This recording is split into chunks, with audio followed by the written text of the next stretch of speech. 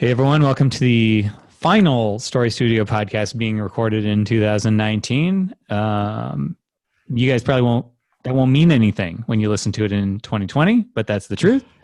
So there you go. And we have with us today Dave with the hat, Sean with the nose, and Johnny with the abs. Yeah, but you know what? You guys need to come up with something because the intensity. Abs. Like it's not insulting enough. Like oh no. How about the cold energy? You didn't like that. Oh, I really hated that. Yeah, that's true. There you go. Use that one. Use it in your diss track. Your intensity. Oh, you know what would be pretty fun is if we all made diss tracks for each other. Like I'd be super into that. Isn't that what worst show ever is on me? Do you remember that episode of The Office where they roasted him? It would be just like that. I do. All right, who's got something cool? Dave does. I think Sean might have one today too. Well, no, I actually wasn't prepared for that, one, and I don't want to start rambling like endlessly about it. I'm going to do something. Wait! I'm sorry. I was just commenting that you had it. You did offer it to Dave first. Well, no. I just thought that would be fun for him. Oh, okay. To talk about, and he brought it up. So I didn't know Dave was going to take that one. You guys can know what this mysterious thing is that we're talking about, unless he doesn't go there, and then we'll just ignore it. Yeah, very quickly. There's an Eminem diss track from Nick Cannon. That's the story. Okay, for mine, there's a show. I want to call it Happily Ever Whatever or something like that. I like that as a title. I believe, is this the one that you had such glowing things to say about? I believe it's Merry Happy Whatever or something like that. Merry Happy Whatever. It's with Dennis Quaid, and it's an 8-episode Christmas themed sitcom on Netflix, and it's the worst thing I've seen Netflix produce so far. It's so terrible, but in an interesting way that's worth talking about. So first of all, it's just bad. There is not one cliche in this that you have not seen like a million times before. It's got a laugh track in 2019. Is it meant as satire? No. See, and if it was... maybe it's one of those comfort food sorts of things for the people that like that. Okay. There's a huge market for that on Netflix. Dude, Adam Sandler is like the #1 movie maker on Netflix. No, you're exactly right. And that's my point. So this thing was so bad. I had to watch a second one. We're like, okay, let's keep them going. This clearly you value your time less than I thought. Two episodes, and it was like unanimous. Well, there was only me and Cindy, but we were both recognized how terrible it was, and we're like, okay, is the next episode going to be as bad? And Dennis Quaid is like playing a joke version of Dennis Quaid, and he's had all kinds of work done, so he can't emote. His face just looks like, oh, right. And then so it's so bad. You know, you were doing a diss track on Dennis Quaid. And then so anyway, my point is I went to Rotten Tomatoes afterwards just because I wanted to laugh at bad reviews. Like that's the only reason I went. Oh, go to Star Wars then. You'll get your share there. I've seen those. And so I saw all the ones that were like, yeah, this is terrible. And poor Dennis Quaid, why did he melt his face? Like those are all there. And the critical consensus is somewhere around 30%, which seems very generous to me. But all the good reviews agree with what the 68% of audience who have deemed this certified fresh, they all are saying the exact same thing. They're like Common Sense Media and places like that are just like, it's wholesome entertainment. You know, I want to laugh without like a bunch of like sex jokes. You know, it's like, it really, I don't want them sneaking lesbian kisses into my commercials. Damn it! It's just cancel Hallmark. I love your redneck voices; they're so good. But it's really interesting that there really is truly a market for everything, and like it doesn't matter what you're creating as long as you know who your audience is and you nail that. Because this show is not for me in any way. It's made by the creator of Everybody. You watched 2 episodes. I did. It's by what? Everybody Loves Raymond? Everybody Loves Raymond, which is a great show. Like I actually think that's a great sitcom. But you were in it for how many seasons? But I think the sitcom form has kind of died. And if you're just playing to old tropes and old situations that we've seen a million times before, for me, it doesn't work. But for some people, that's exactly what they're looking for. And I got a lot out of watching the show just because we're in the business of telling stories and pleasing audiences. And I mean, what I saw, we did a whole entire show like a few weeks ago about You Were Really Never There. which is like not a crowd pleaser at all. Like that's my comfort food. That's Dave's comfort food. That's my mac and cheese. The point is, there's, you know, the critics loved that one, you know, at least a lot of them did, and audiences didn't. And this one is the other way around. And you just kind of have to know what you're going for and what kind of story you're trying to create. Otherwise, you're going to miss your mark. Yeah, I think there's a place for everything, and I like something. Okay. Oh, you're going to confess to liking something funny, aren't you? Well, I like something. When you guys hear that pause, that's always good stuff. Especially if you guys, okay. It's me wondering whether I should say this publicly or not. We know. The retraction will come later tonight. Does this have anything to do with Hitler? No, Jesus. Not that I know of, anyway. Do you know the other day I was trying to find a sinister last name? And Nope. I never do this, but I'm like, nope. Are you going the way we shouldn't go? I tried. yes. Okay, so when my son was a baby and he'd wake up in the middle of the night, the only thing that would calm him down was watching Caillou. And I don't know a single other parent that likes Caillou. They all think he's a whiny little shit. Yeah, my kids have rants about Caillou. Yeah, Caillou's a dick. And we never watched it, so they went out of their way. And Neve just commented, fuck that show. But I got to tell you, when I watch it, it's like Xanax for me. I'm so relaxed. Like, it puts me to sleep. I loved it. Wow, file this under drunken confessions. Do you think Dave's had a lot of something? I mean, I don't go out of my way to watch it, but if it's on TV or something, I would be like, oh, that's so relaxing. What do you call a Caillou fetish? Yeah, is it because the tip of his bald head looks like the tip of a cock? No, Jesus.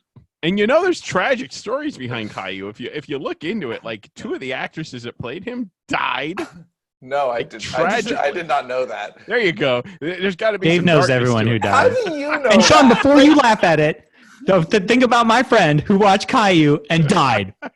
Wait, I would like to know what kind of Caillou rabbit hole you went down to find that out. Right, that's actually a really good question. Well, I was curious if Caillou was played by a boy or girl. Then I saw that it was played by several different people, and they all sounded the same. And 2 of the actresses had died. And I was like, Jesus, wow, that's insane. Maybe there's a factory just making voice actors for Caillou. Can you imagine some like Beautiful Mind style fugue that Dave gets into and like got to research Caillou and he's drawing lines on a board? Don't interrupt me. I found the secret. It's kind of like the end of Mr. Robot. Anyway, my something cool this week will be the season finale of Mr. Caillou. Robot. But yes, the season finale of Mr. Robot. The last episode just had such a left field added, and I'm not gonna ruin it for anybody, but holy fuck! So I can't wait for it this week. And also my other something cool, and I won't be able to get to it for a while, is The Witcher is on Netflix, and that's Netflix's Game of Thrones, right? Yes, and I've heard great things, except for Entertainment Weekly, which I don't know who these people are, but they had like some web article that just shit all over it, and a guy gave it 0 stars. I don't see how that's possible unless you are just got a vendetta against Henry Cavill or something. But anyway, from everybody else I've heard, this show is fucking phenomenal, and the game it's based on is like really cool in the books and all that. So, well, it's based on books, which was turned into a game. Anyway, I'm looking forward to it. It does look good. I mean, I think you have to like hard fantasy, but if you're into hard fantasy, like Game of Thrones, it's got magic and shit. It's not quite Game of Thrones in that aspect, but Game of Thrones had magic a little bit, but it's as close to Netflix does Game of Thrones as there is. This is a dude hunting monsters, and one of the things about the video game, which I've only played a little bit of it because I hate the combat system, but the stories in the game are so well done. It's considered like one of the best storytelling games ever made. And there's like hundreds of hours of stories. The way they built the world, they put so much care and attention into every little detail. It's an open world of things that normally, you'd see just a random NPC walking around. No, every NPC like had its own job. They had a schedule that they stuck. It was very detail oriented. Do the NPCs in this game miss their deadlines? Is an NPC, is that the thing that looked like a giant spinning top in Tron? Fuck both of you. That was the MCP, sorry. Or is it MCT, coconut oil? All right, my something cool is that I finished the longest project in the history of time today. We'll tell you the whole story behind this project, but it finished off at not. I didn't give a time frame. We'll tell you the story of this project eventually, but not now. If you ever heard Johnny complain about something this year, even if indirectly, it was probably about this book. Now, I complain about a lot of shit. That's a really high competition category. Like, you're really going to put it on that? No, but it finished off at 206,000 words, and it's not supposed to be an epic. Like, the right length is, I thought it'd be like 100, and that's after throwing away nearly 100,000 words and months and months and months of development and redevelopment. It's the hardest project ever, but I finished it today. But now I have to cull it back to a reasonable length. Now, is this a literary book or a book that will sell? It's if I could wave a magic wand and make this something, because there's some of this that's out of my control, I would say that it is a classic style sci-fi book. Like, I would like it to be one of those books people talk about in sci-fi. Yeah, it's Christopher Nolan. It's like it's Inception or Tenet, which I want to go to a theater just to. Right now, Christopher Nolan's new movie Tenet has some amazing trailer that you can only see in the theater, and I really, really want to see it because he is a filmmaker that his ideas are so big, and then he executes, and that's awesome. So the book that we have now is like that. It's a really big idea. It's sci-fi. There's a literary bent to it, but in the same way that Christopher Nolan is a literary bent to doing sci-fi. Like, it's just, he has a higher aim, and our book has a higher aim, but we got real lost in the weeds. The funniest thing about this project is that neither of us could keep track of what had actually happened, which version. We were like, did that make this version, or is that 2 versions ago when we axed it? Because there were smaller things we threw away in chapters and stuff. Yeah, well, we had a 20,000 word outline, and then we had 100 or a 90,000 word draft, and then this latest draft. And there are times when we were having story meetings when we literally did not know if the thing that we were talking about happened in the outline, the first version through, or this one. And it feels like everything I write with me. Yeah, I'm really, really curious and totally afraid with half of my mind to read this again, because I would say I gotta throw this all away and do it again. Well, I won't feel that. I definitely won't feel that. That's just not in my nature. But I think that what I will feel is one of 2 things. Either, wow, this is a lot of work, but the ideas are good. I think that's actually the worst case scenario. The ideas are good, but it's going to take a lot of work. But there's a slim chance that I'm going to read it and go, oh, really doesn't need nearly as much as I thought, and it's just a long fucking story. Yeah, there's a lot of truth to that. In fact, Johnny and I haven't talked about it because this is the first time we're talking today. but I've been right behind him on this project because literally, he's behind me now. Yeah, the storytelling on this one has just been. It's not that it's to the wire. It's that there's been concern as we're closing in to the end that it's not going to be the end, because the end. We felt like it's right at the end for 50,000 words.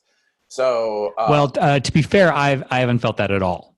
I felt like it avoids the end. It's running parallel to the end, never getting closer to it.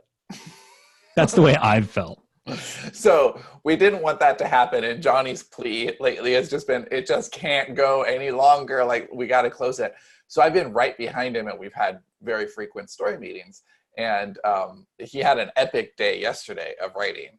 Yeah, it was 14,000 words. And this is after like months and months of me not being on my game. So like 14,000 is much, much more than it normally would have been for me, although it's still a lot anytime. Like, even on a peak day, like, it's just, and we're talking about complicated stuff, but here's the point of that. And this is worth telling everybody. And this is a constant, this goes all the way back to the very first project I ever had with Johnny, which was Unicorn Western. And he was trying to finish it before we met at South by Southwest.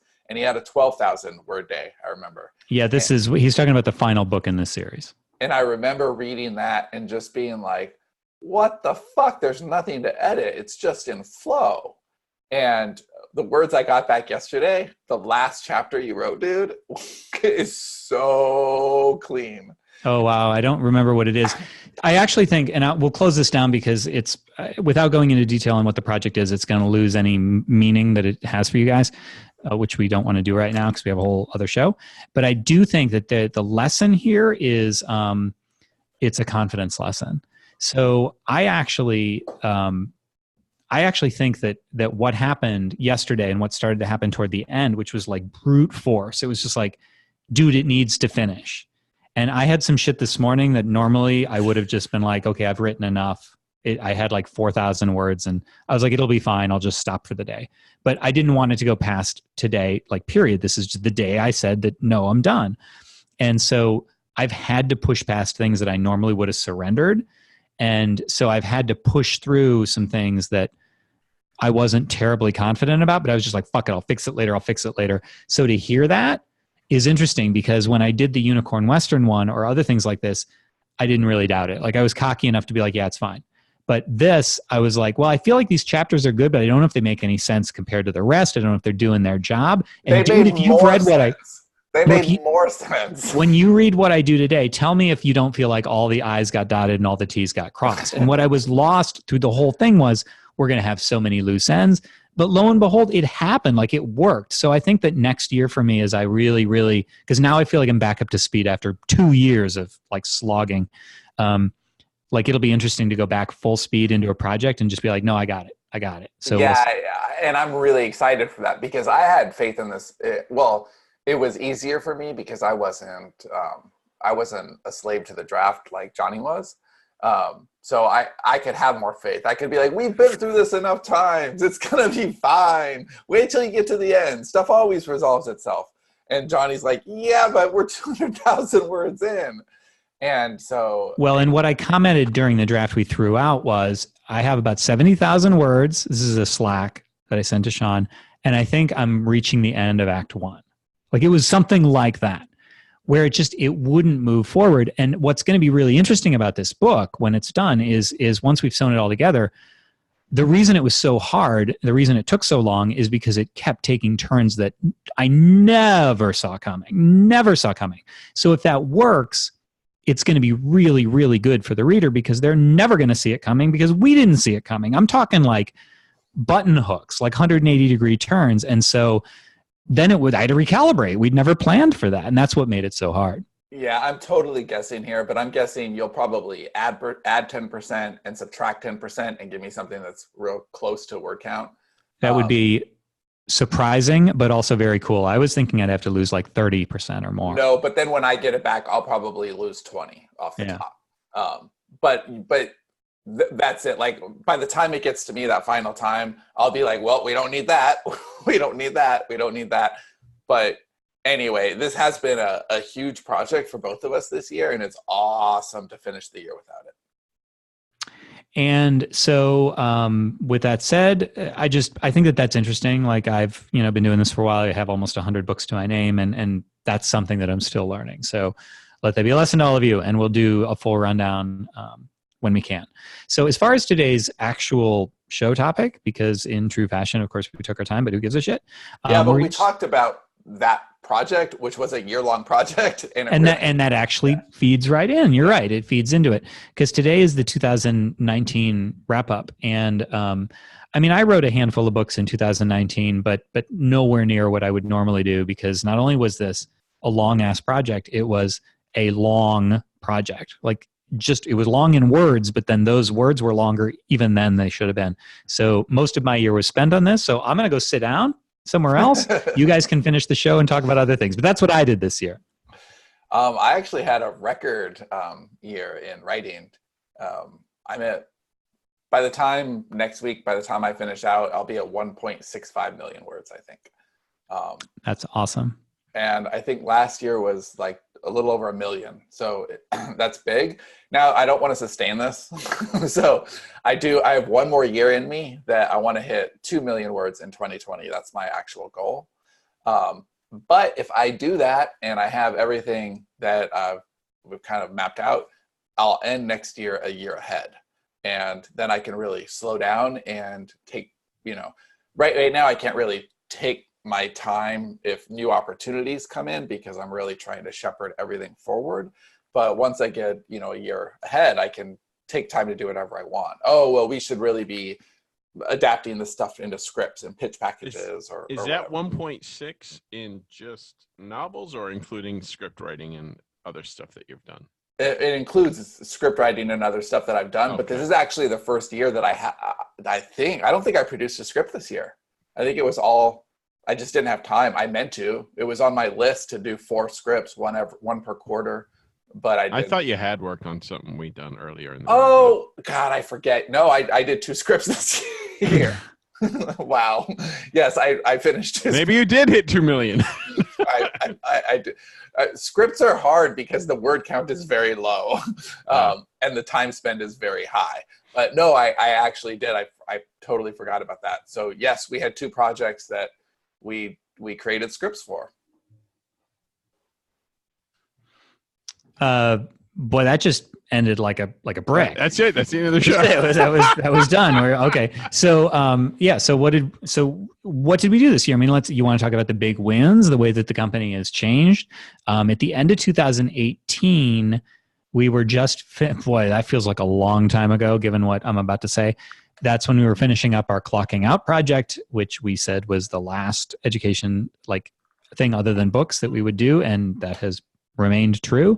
It was we had shut down our Smarter Artist division, all the event-based education, boot camps and stuff, events, and that was our last summit was this year. We transitioned. There's a lot of anybody want to pick any of these topics? We procedurized the company a lot. Yeah, what I would pick is I think our biggest win is just preparation, and this is the year that we really, really grew up. So if I'm a listener, sorry, let me pause that. If I'm a listener and you just said that, I've heard some version of that a time or 2 by now. This is our building year. So how is this year different? Well, because we contracted. So every time we had a choice, and there were so many times this year, every time we had a choice to do the easy thing or the hard thing, or the thing that would reward us more immediately versus what's best for the long-term stability of our studio, every single time we went with long-term, and that wasn't easy. So going into this year versus last year, and this is actually interesting because yesterday we had our last meeting of the year. Dave wasn't there, but it was our last meeting of the year, and it was very warm because it's the end. We're saying goodbye to the year, and we were dreaming about the next year, which we'll get to that in a moment because that is a cool story.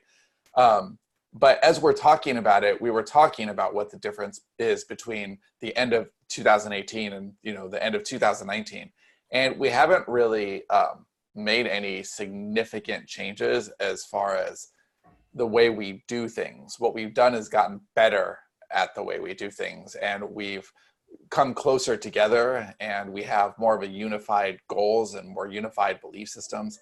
And last year we were going into the year with some false assumptions. We had some really what we thought were strong partnerships, and that didn't really pan out. And the difference is this year we're relying on ourselves. We're relying on our storytellers, on the product that we have built, on things that we have done, rather than, oh, this person says they're going to pull those levers, so they're going to pull those levers. That didn't really happen for us. And it cost us a lot of momentum. And going into next year, we're ready. So last year we had a lot of product, and we thought we could push product into market and, churn the algorithms and get merchandising, and neither of those things really happened. And so the difference is this year, instead of trying to build, traffic towards a world and barely keep up with our production schedule, we took a big deep breath and a big step back and said, what do we do to be a sustainable company and have various product lines? And the question became, okay, once we start turning the flywheel, we never want to slow down again, because that's what happened. We had finally started turning the flywheel a few years ago to where, money from our fiction kind of just came in because we existed. And that was really exciting. And we stopped turning the flywheel, and that all dried up. So we had to start over. Well, the times were changing, right? So we stopped the flywheel turning while everything was changing in publishing. Yeah. And so, that's our fault. That's our bad. But I think it's relevant to a lot of people listening because we're starting in the same place.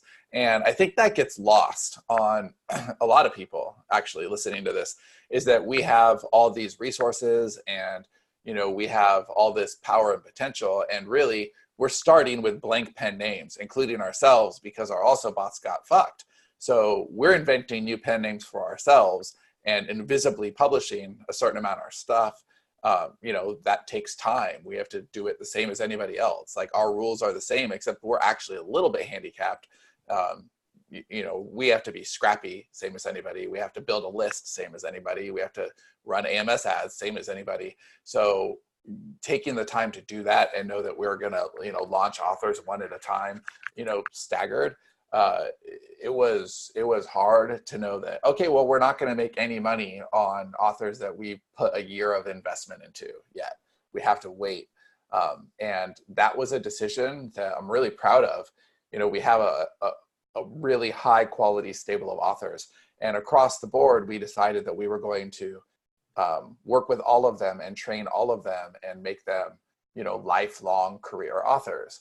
And that meant that, we've been working with the oldest people there, not in age, but just with how long they've been at our studio, have now been actively writing with us every single week for a year and a half without ever publishing anything, because that's how long it takes for us to prepare.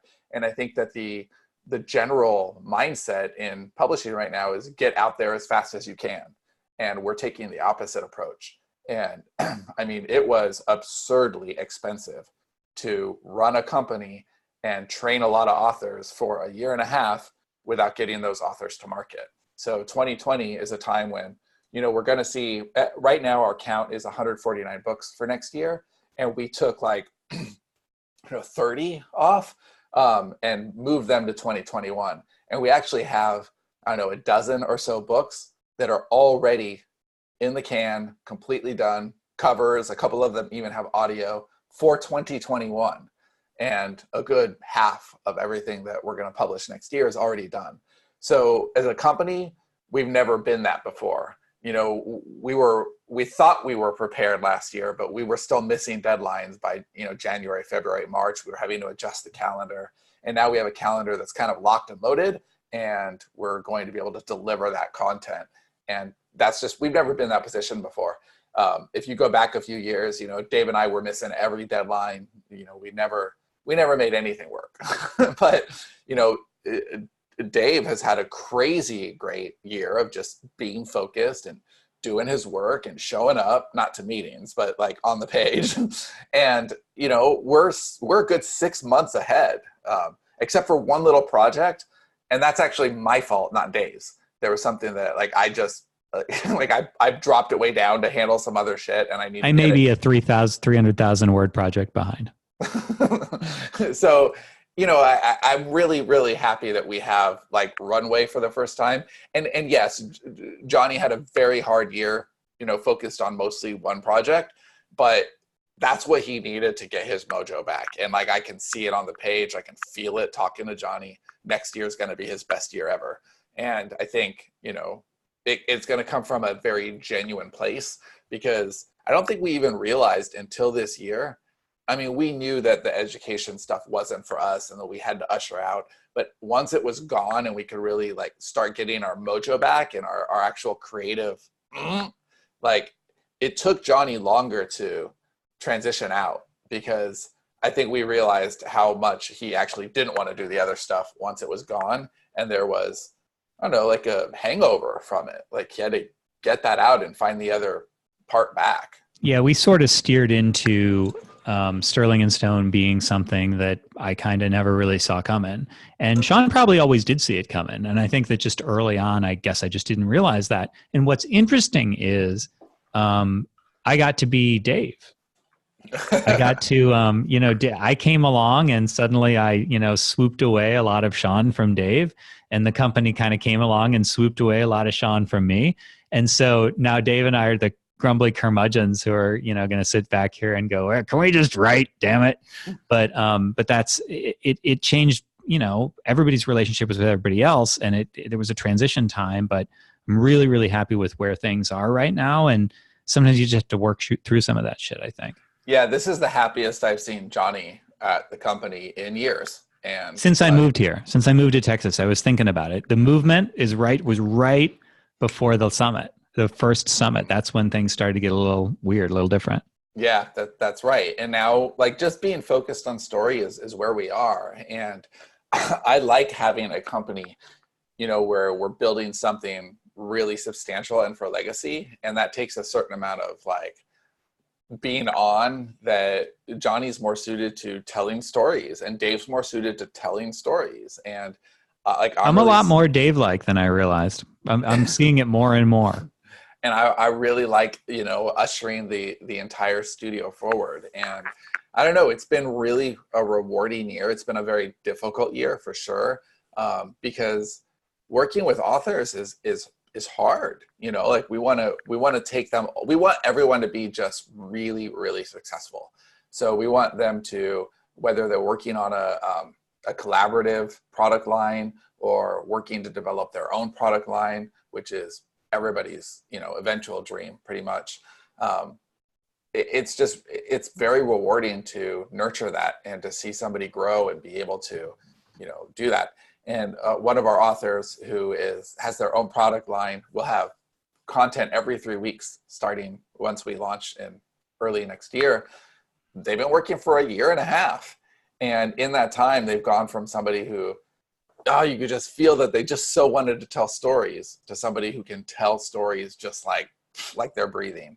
And that's we're not responsible for that because this author did all the work, but we're partly responsible for that. And that's exciting. And that's such a win-win. That's what we're trying to build over and over and over, because if we pull this off, we've changed this author's life. Now they're a full-time storyteller. That's what they've dreamt about forever.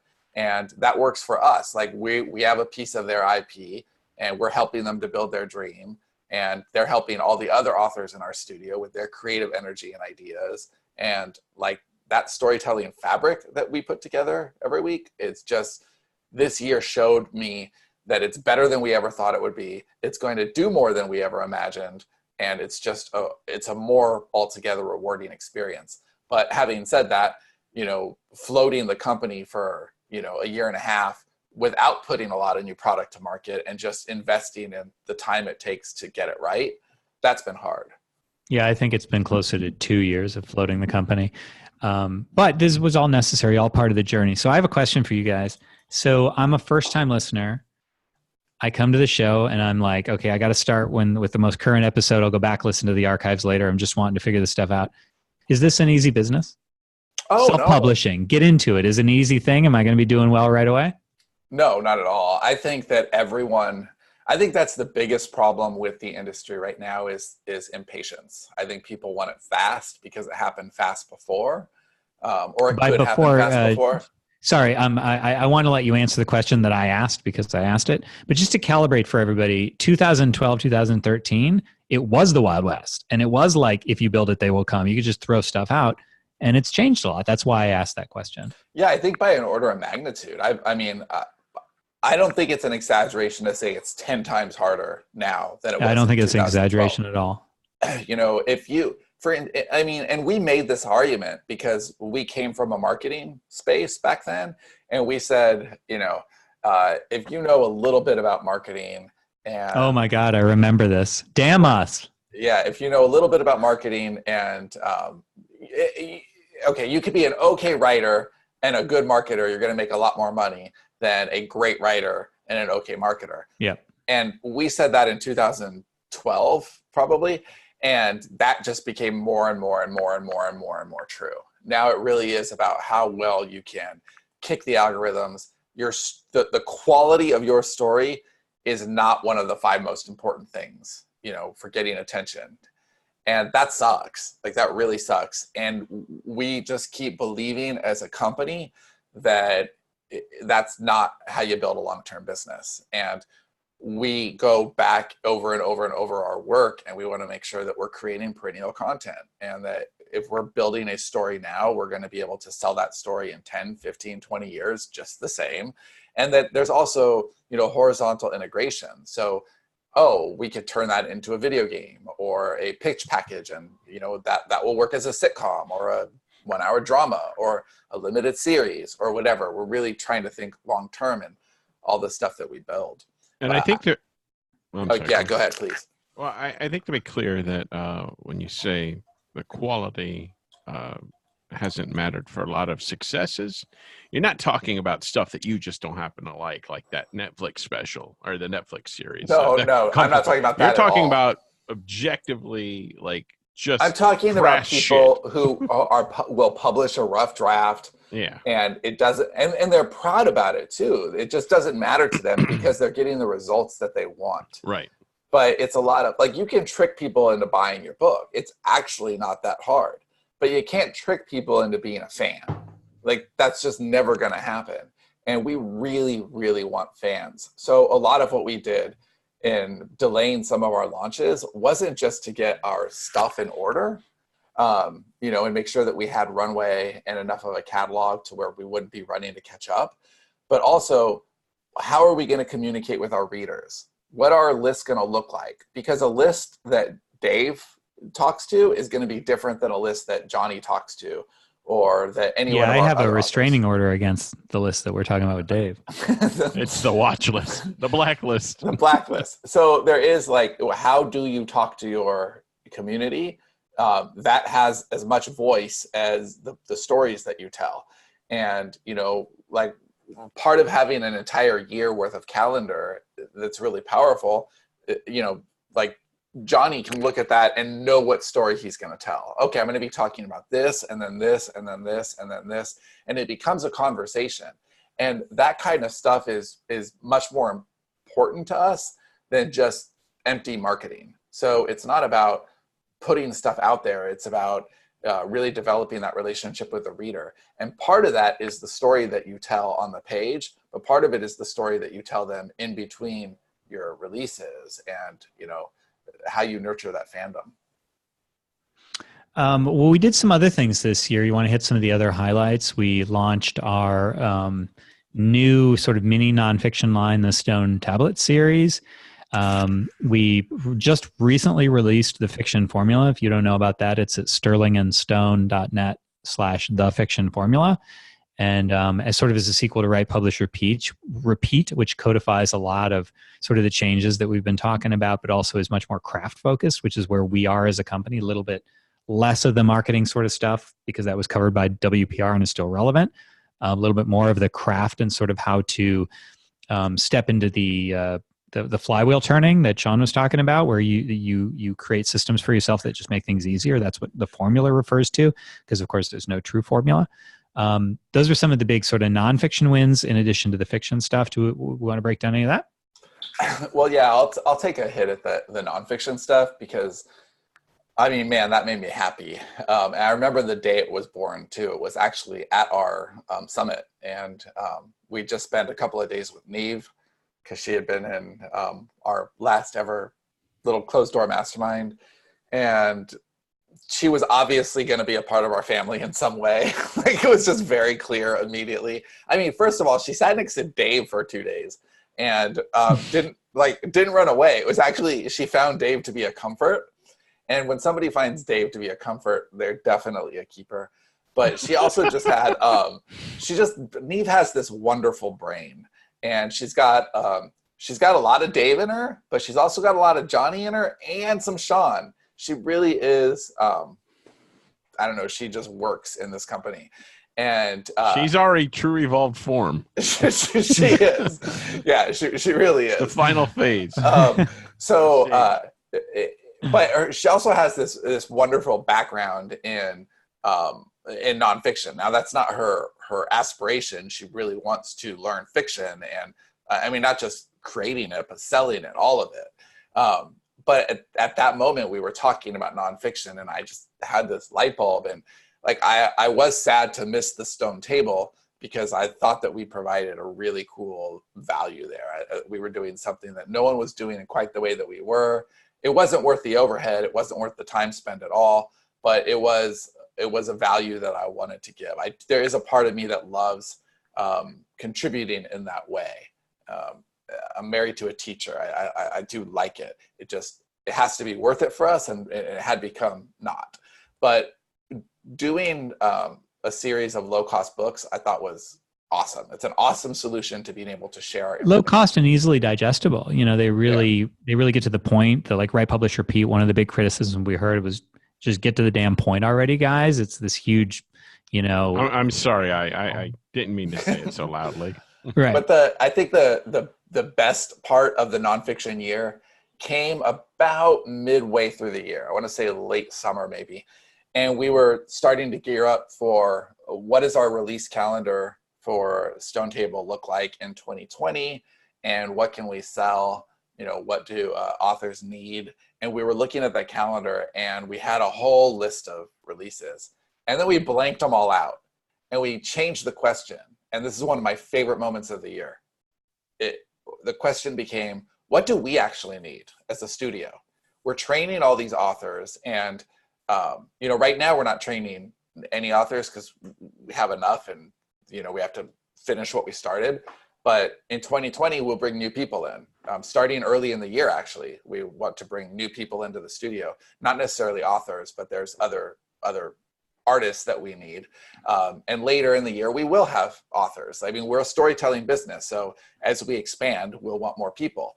But we have found how ridiculously expensive in time and resources it is to train an author. And we don't really have SOPs. We don't have standard operating procedures. And so why not build those? And that's what we're calling our core curriculum. And, several of us are involved in it, but it's primarily like probably 90% or more, me and Bonnie. And we're just putting together, like, this is the information that we need to train authors. So like the last one I did that starts the year, actually, so it'll be the first one people see, is all about what an author actually needs to learn and the way we learn. Because a lot of authors don't learn with any specificity or anything. They learn just kind of like hapdash, like, oh, I need to learn this, oh, I need to learn that. And learning strategically is awesome. And so we've started to do that a lot more. And so that's what that book is about. And then Johnny follows it up with one all about like why it's important to focus on craft, because ultimately, by the way, I finished that yesterday, dude. It's great. Oh, you read it? Wow, that was fast. Yeah, Okay. yeah. Well, it was simple, and I mean, yeah, it's a little less about craft. The working title was craft. It won't stay that.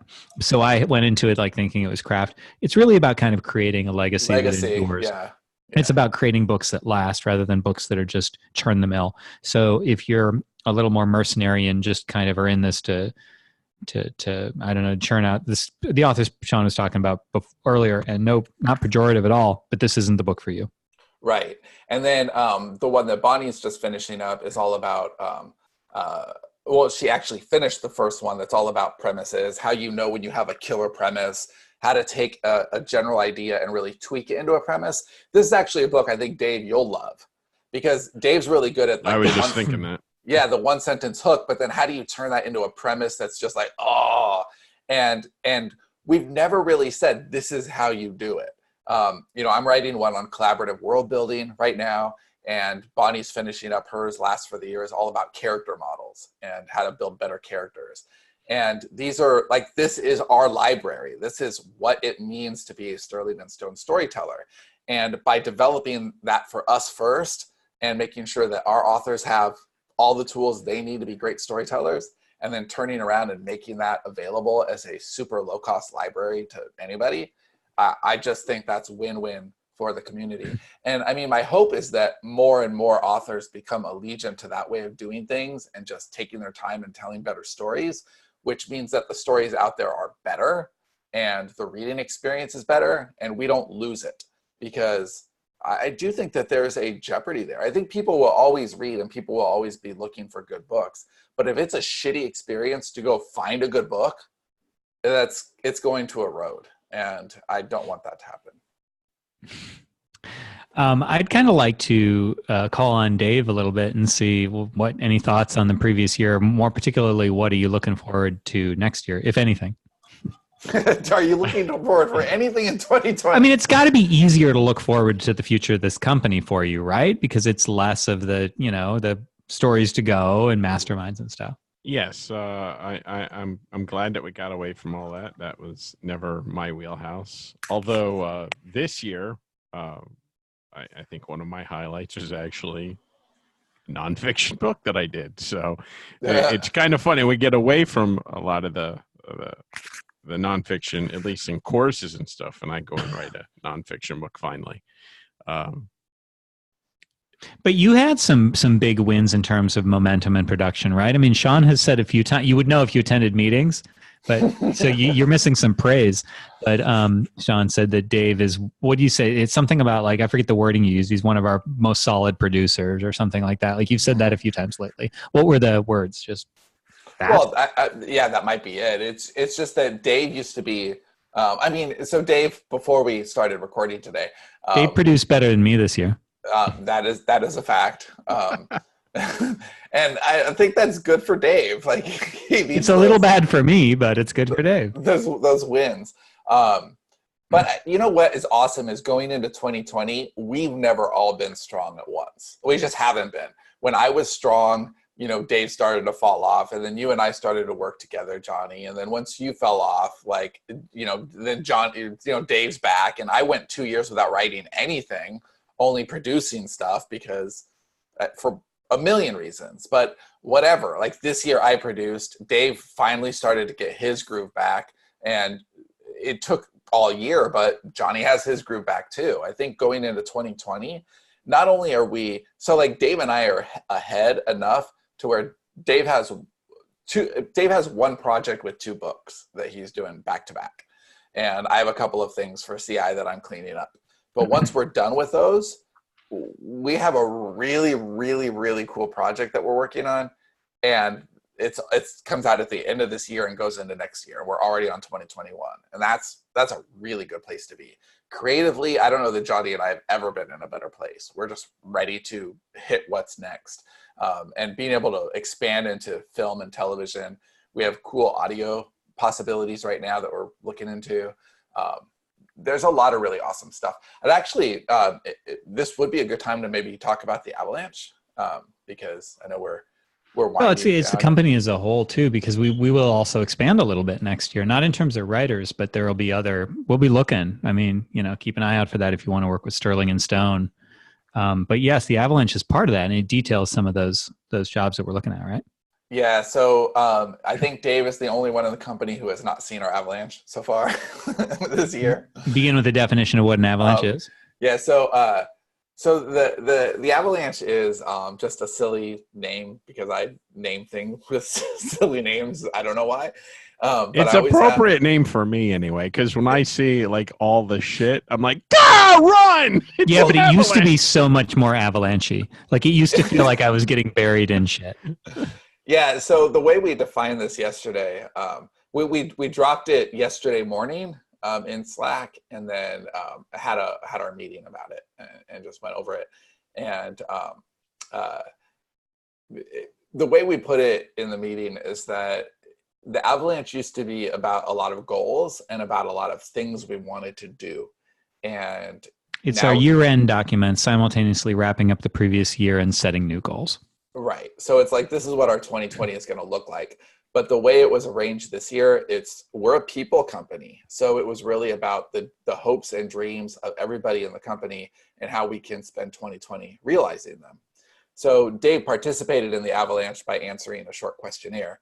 But the point of the Avalanche is to see... You tricked me into the Avalanche. I did trick you into the Avalanche. I'm going to send you a link. It's like how we're going to trick you into writing How to Win Your Marriage. Yeah. It's really awesome. Like the way it was received company wide is exactly what we were hoping for, down to Dave not responding to it. I'm waiting for the snow to settle, and then I'll that played right up into and it. look.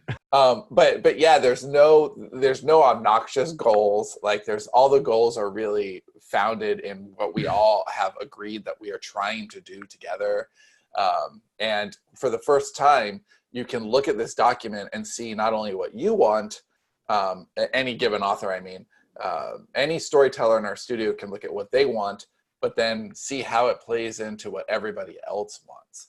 And even if you're just a solo author, it's really, really worth taking the time at the end of the year to reflect on what you did well, what you could have done better, and what you expect from the following year. And most importantly, not just what you expect from the coming year, but what you are willing to do to make that happen.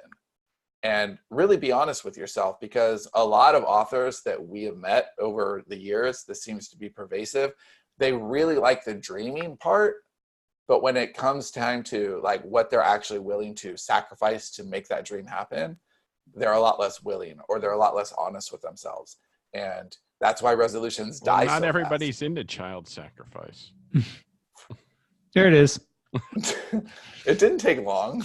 I mean, it's Took only the end almost of the whole show. episode. We're basically wrapping up at this point. So anyway, I think it's always worth taking the time to be reflective at the end of the year. And if you really do it with honesty and being critical of yourself in the right ways and celebrating the right things, I think it does elevate what you could do the next year. Well, and I've sort of closed down by saying what we're looking forward to in the coming year. I mean, I can go first. I'm looking forward to having a year. I'm looking to having a return to basically 4 years ago. Like it is interesting to think that 2006, 17, 18, and 19, and honestly, kind of now that I'm thinking about it, some of 16 were really off relative to how I began this journey. And I'm looking forward to going back to it. Like it really has been a while, and it'll be interesting to see what that pure, octane is. Yeah, I have nothing but high hopes. I'm looking forward to the project that Sean's talking about, and that we'll be writing it with somebody that I think will be very fucking phenomenal at it. So, yeah, I'm really looking forward to seeing the dreams for the authors who've been working with us the longest. I'm excited to see them hit market and see success. My success, I mean, this isn't even just a Pollyanna answer. I plan on being, much more egocentric in 2021. But in 2020, my success. If you want lessons, you let me know. I'm good at that. In 2020, I want my success to come from the people in our studio. Like I really, really want to see some of them have big home runs. And for us, the home runs that I want to see really aren't about book sales even. I want to see some of our stuff get to film and television. And it looks like we have. I'd be shocked if we didn't have 2 sales bona fide next year, if not more. Yeah, I actually think we'll have 3. No, I was going to say 3, but I was allowing one of them to drop through the cracks. Yeah, well, but I think that 2 of those, I agree. I think one of those may, and I think that there's something we don't know about yet. I think it allows for that. But I do think we'll have 3, and that'll feel really gratifying, because we've been talking for a long, long, long time about, film and television, and even going back before we really accelerated again and stepped out of education and just doubled down so that we could do film and television. Our best case scenario has always been 2020. And I feel like we're really poised. Like we're not going into it starting in 2020 and figuring this out. We're ready. We went into 2018 thinking it was our year, and it was actually starting. This is the one where like, okay, we took 2 years to start, so now we can do the real thing. Yeah, I mean, speaking of film and television, I almost feel like, wouldn't it be cool to start the year off with Jono or something? Like we should get him back on, since we already talked to Jesse. He's such an exuberant guest and such a get it brighter. He's a hustler.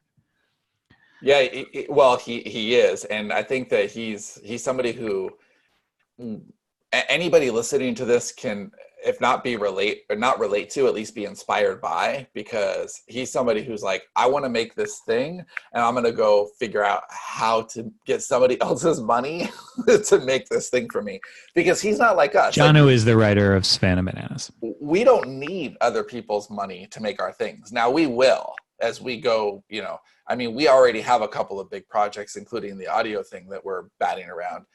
They're just big projects. Dave, we talked about that in a meeting. If you want to know what it is, I'll send you a link. But those projects, they're bigger. They require capital. They require just a lot of stuff that we don't have. For a lot of people, most people listening to this, you're talking about your book. That's very low cost to get your ideas out there. But it's fun to hear people at a different scale when they're like, okay, here's the story I want to tell. Here's how I got somebody else to pay for telling it. All right. Well, we'll close the. Wait, did we do? We didn't. Oh, Dave said you were looking forward to that one specific project. Yeah. So okay. So to close this down, I'll just mention that if you do like our book updates, our nonfiction book updates, because that is the way that we're doing nonfiction now, make sure you sign up at sterlingandstone.net/stonetable. And honestly, guys, if you want to attend live, sign up for that and start showing up, because, oh my God, single digits, I'm not sure that it makes sense to do live. So if you want to join us live, you can get updates at sterlingandstone.net/live show. So that'd be really cool to have a good crew and have a party here Fridays at 3 p.m. Central Time, which is Dave's wake up time. So it works. Yeah, I'm like, I woke up and like nobody's showing up, man. I mean, thank you. I mean, serious props to those of you who did. Like, I don't want to knock you guys down. You're awesome.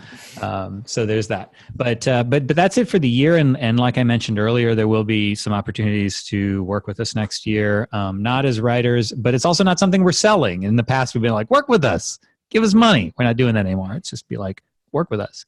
We'll tell you more about that later if you're on our mailing lists. And I guess that's it. Any final words for 2019 before we leave you guys? No, but thank you for your attention. I think that if you're listening to this, you probably listened to our shenanigans for a long time and, watched us bounce all over the place, and just thank you. I hope that, our hard years have at least provided some guidance, and I hope that our amazing year next year will provide even more. Dave, last chance to yell obscenities in 2019 publicly anyway. Now and on a pleasant thank you as well.